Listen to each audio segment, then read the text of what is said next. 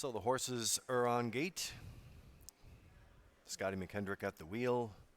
Jeff McDonald, the starter, calls them in behind the Metro Home Building Center starting gate. And upstairs for the race call, here's Vance Cameron. And Lee, if we're going to have the Gamester Pinckney Cup final, well, it wouldn't be right without having some gamesters in the booth on this night. We've got Mary and we've got Ashley, and they're just at awe at a wonderful place to watch races, and we've always said it's the best seat in the house. Third race, post time.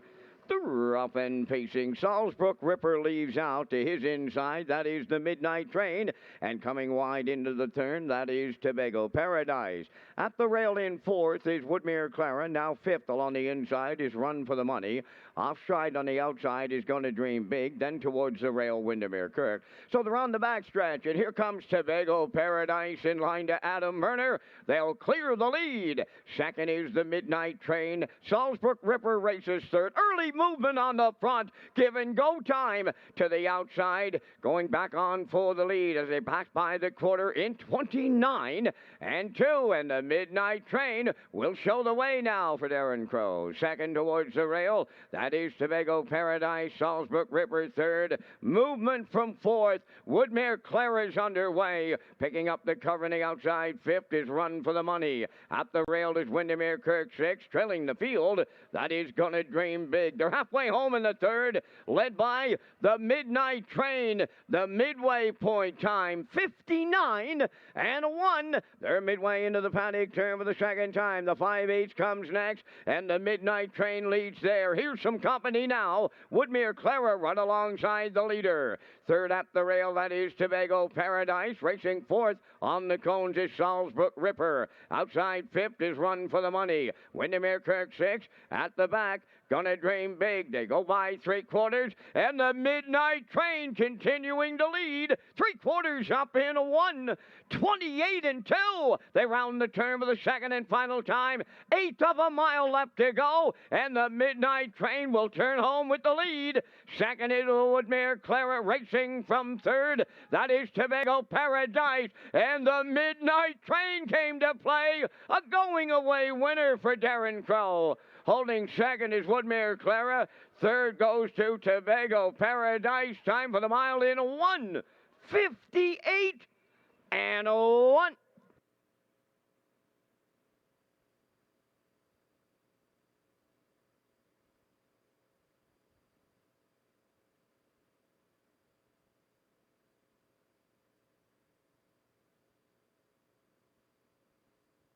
Here comes the slow-mo replay from tonight's third race. John Hennessy, DVM Pace.